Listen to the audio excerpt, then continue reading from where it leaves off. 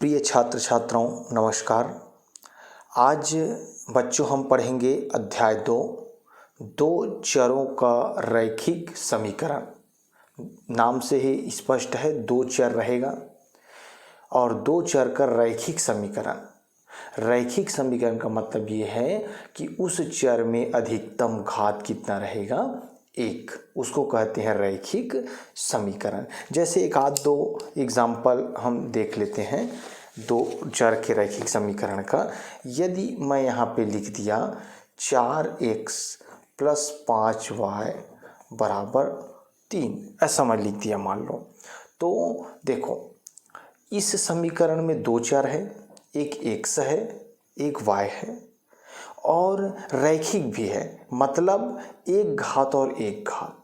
इसी का आगे जब हम अध्याय 3 पढ़ेंगे तो उसमें एक चर का द्विघात समीकरण पढ़ेंगे, माने घात 2 हो जाएगा। अभी जो टाइटल में है 2 चरों का रैखिक समीकरण, तो 2 चरों का ही रैखिक समीकरण है। मान लो हम यहाँ पे लिखते हैं 6x + 8y = 4। मान लो ये समीकरण 1 है, मान लो ये समीकरण 2 है। तो हम इसके पहले प्रश्नावली में अध्याय 1 में 1.4 में हम यहाँ से ABC निकालना सीखे थे कि नहीं सीखे थे। तो A बराबर क्या होगा 4, B बराबर क्या होगा 5, C बराबर क्या होगा 3, यही है। इसमें भी अगर देखें तो A बराबर क्या है 6, B बराबर क्या है 8, C बराबर क्या है 4। लेकिन ये समीकरण ऐसे यदि हमको मिले 1 और 2, तो ध्यान रखना पहला वाला यदि समीकरण है तो 1 1 लिखते जाना है और दूसरा वाला है तो 2 2 लिखते जाना है, केवल नामांकन के लिए केवल नाम के लिए। अब मैं यहाँ पे ABC लिख दूँ और C, सभी को ABC लिखूं और C का मान बताइए बोलूँगा तो आप ये C का मान बताएंगे कि ये C का मान बताएंगे। इसलिए तो कोई भी समीकरण यदि मान लो 2 ठो समीकरण दिया है ना एक ही प्रश्न में, तो हमको ABC का मान निकालना। पहले वाला समीकरण है इसलिए 1 1 1 डालना है और दूसरे वाला समीकरण है इसलिए हमको 2 2 2 डालना। अब देखिए बच्चों, हम इस अध्याय 2 के प्रश्नावली 1 के प्रश्नों को देखेंगे, जिसमें केवल और केवल क्या बोला गया है कि निम्नलिखित कथनों को समीकरण के रूप में लिखिए। समीकरण के रूप में लिखना है। 3 सवाल दिया है। एक विद्यालय के क्रिकेट कोच ने 3 बल्ले और 6 गेंदें 3,900 रुपये में खरीदी, वहीं से उन्होंने 1 बल्ला और 2 गेंदें 1,300 रुपये में खरीदी। हल नहीं करना है, केवल और केवल समीकरण बनाना है, ठीक है।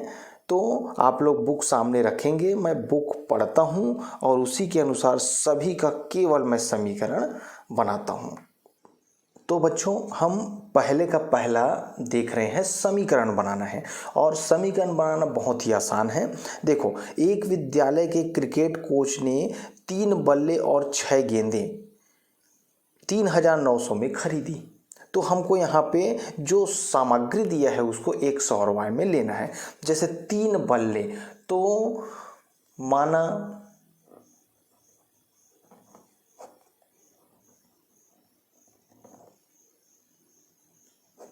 बल्ले का मूल्य बराबर 100 रुपया, बल्ले का मूल्य 100 रुपया और 3 बल्ला है ना। दूसरा देख लेते हैं,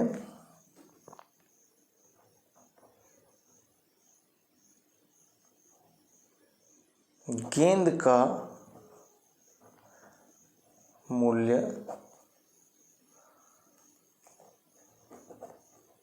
₹y। मतलब हम मान लिए कि बल्ले का मूल्य 100 रुपया, मतलब एक बल्ले का मूल्य और एक गेंद का मूल्य ₹y है। अब देख रहे हैं प्रश्नानुसार क्या बोलता है।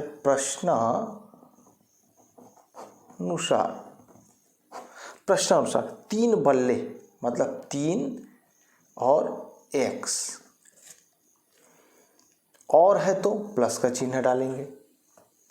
6 गेंदे, 6 और 1 गेंदे का क्या है y बराबर 3,900 रुपये। मतलब आप बुक को भी देखेंगे तो आपको कुछ भी करने की ज़रूरत नहीं है, केवल क्या करना है, ये बल्ले की जगह मैं x लगाया, गेंद की जगह y लगाया और बराबर में लिखा 3900, दोनों के जो बीच जुड़ा है वो और से जुड़ा है तो मैं प्लस का चिन्ह डाल दिया। ठीक है।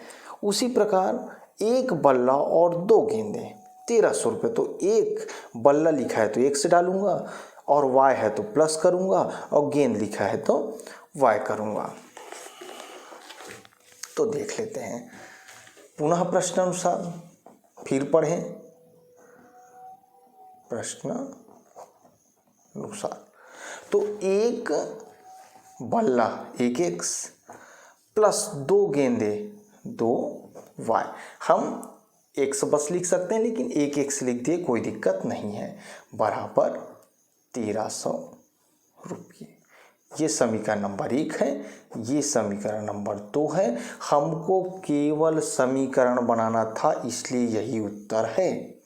अगर इसके आगे का रहता तो हम इसको क्या कर सकते थे, हल भी कर सकते थे कि एक बल्ले का मूल्य बताइए और एक गेंद का मूल्य बताइए, है ना। यहाँ पे आप ध्यान रखना, कोई भी चीज़ ले रहे हैं तो एक का ही लेंगे, बल्ले का तो एक बल्ले का मूल्य एक गेंद का मूल्य ही रहेगा और जितना भी है उतने उतने में गुणा कर देना है। मतलब आपको बुक को देखना है और उसी के अनुसार बनाना है।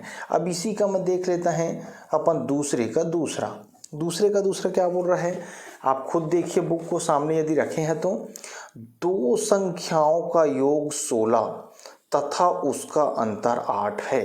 तो कितना संख्या, 2 संख्या, तो हमको लिखना पड़ेगा माना संख्याएं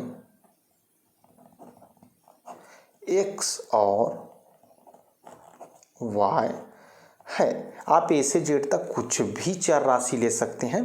मानक संख्याएं x और y है। अब हम मान लेते हैं मानक संख्याएं x और y। अब प्रश्न क्या बोलता है, हमको समीकरण बनाना है तो प्रश्न अनुसार प्रश्न बोलता है कि 2 संख्याओं का योग 16 है, दोनों का योग जो है वो कितना है 16, ये समीकरण नंबर 1 है, तथा उसका अंतर 8 है।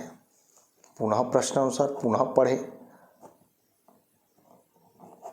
और फिर पढ़े तो हमको पता चला योग तो 16 है और अंतर जो है दोनों का अंतर वो कितना है 8, ये समीकरण नंबर 2 और यही हमारा आंसर है।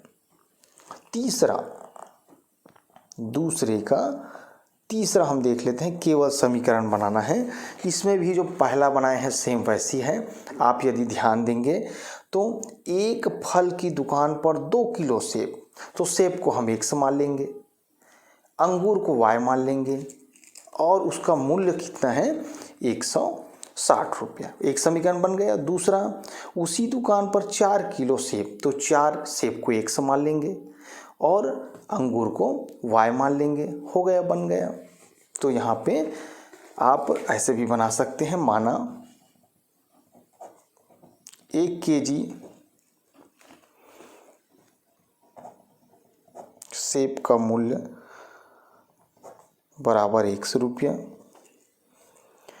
तथा 1 kg अंगूर का मूल्य y रुपये। अब प्रश्न क्या बोलता है उसके अनुसार हमको करना है। प्रश्न अनुसार प्रश्न बोलता है कि 2 किलो सेब, तो 2 है और 1 किलो सेब x है, तो मतलब हम सेब को x माने हैं तो 2x प्लस 1 किलो अंगूर मतलब 1y बराबर कितना, तो इसका दिया है 160 रुपये। ये समीकरण नंबर 1 है। फिर उसी दुकान पर 4 किलो सेब, तो पुनः प्रश्न अनुसार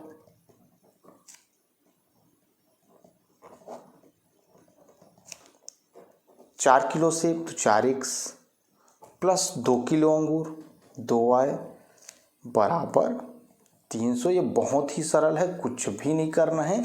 आपको जो वस्तु दिया है उसको x और y बस मानना है, बाकी सेम लिख देना है, कोई दिक्कत। जैसे यहाँ पे क्या दिया है, ये प्रश्न 2 लाइन जो लिखा है उसको बुक में आप पढ़ेंगे तो 2 किलो सेब का मूल्य तथा 1 किलो अंगूर का मूल्य 160 रुपये है, तथा उसी दुकान में 4 किलो सेब तथा 2 किलो अंगूर का मूल्य 300 है। ऐसा हम बना सकते हैं।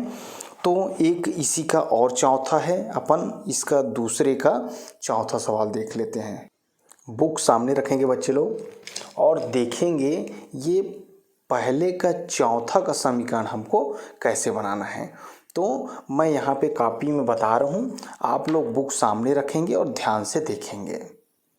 इसमें बोल रहा है, नरेश ने अपनी पुत्री से कहा कि 7 साल पहले मेरी आयु तुम्हारी आयु से 7 गुनी थी और अब से 3 साल बाद मेरी आयु तुम्हारी आयु की 3 गुनी हो जाएगी।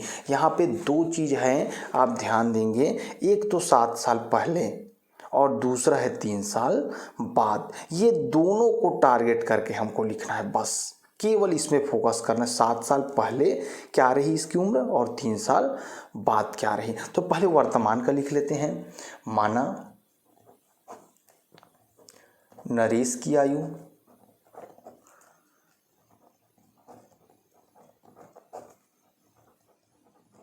बराबर x वर्ष तथा पुत्री की आयु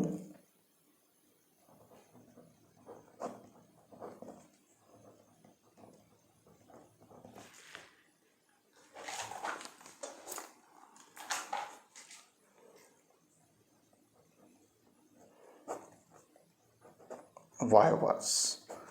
अब x वर्ष y वर्ष लिख लिए। अब 2 चीज़ जो फोकस करना, 7 साल पहले, 7 साल पहले एक साथ लिखना है तब समझ में आएगा बच्चों। 7 साल पहले और 3 साल बाद।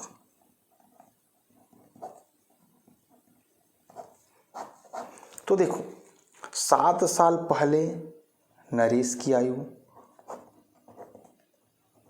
तो जाहिर सी बात है 7 साल पहले जा रहे हैं मतलब नरेश 7 कम हो जाएगा उसकी उम्र में, तो पुत्री की आयु में भी 7 साल कम हो जाएगा, ऐसा होगा। सेम ऐसे 3 साल बाद, तो 3 साल बाद में नरेश की आयु जो वर्तमान में 100 है उसमें 3 प्लस हो जाएगा और पुत्री की आयु भी, पुत्री की आयु हो जाएगा y प्लस 3। तो देखो ऐसे निकालने आना चाहिए। आगे हमको ऐसा और सवाल और मिलेगा। तो इसमें 7 साल पहले, पहले लिख दिए मतलब माइनस जितना भी साल, बाद लिख दिए मतलब प्लस। ये समझ, ये वर्तमान, ये 7 साल पहले, ये 3 साल बाद का है। अब इसमें क्या बोलता है प्रश्न अनुसार समीकरण यहाँ से बनेगा।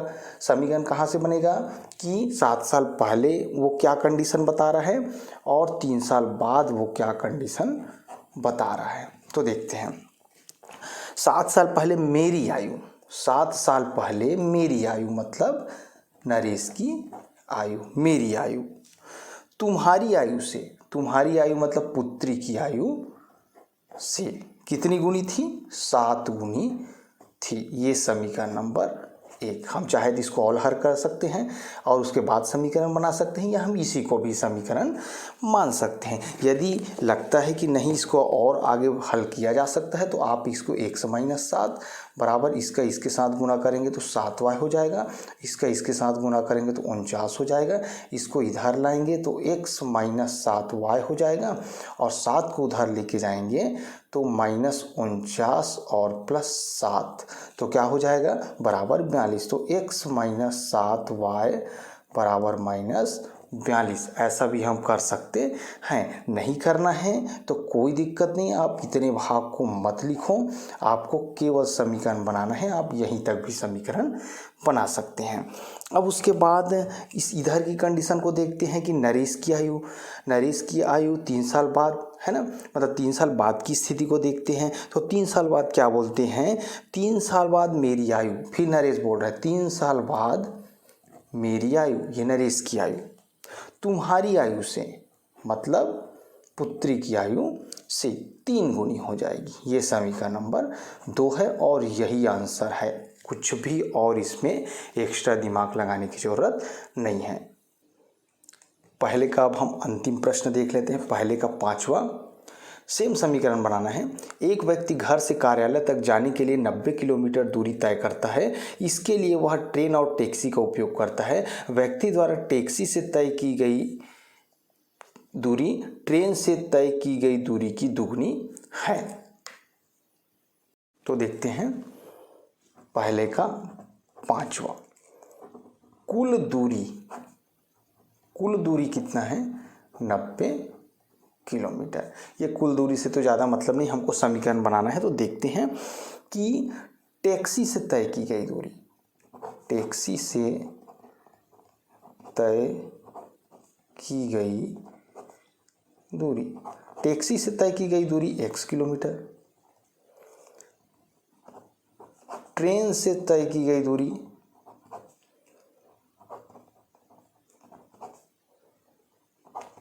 बराबर y किलोमीटर।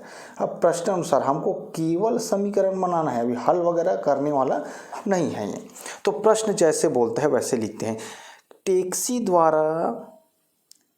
टैक्सी से तय की गई दूरी, तो इसमें टैक्सी से तय की गई दूरी x, टैक्सी से तय की गई दूरी, ट्रेन से तय की गई दूरी ये y, ट्रेन से तय की गई दूरी की दुगुनी है, ये दुगुनी है। बस ये समीकरण बन गया और इसमें और आगे हल करने की ज़रूरत नहीं है, बस इतना ही बोला गया है और जितना बोला गया है उतना ही हमको यहाँ पे उत्तर देना है।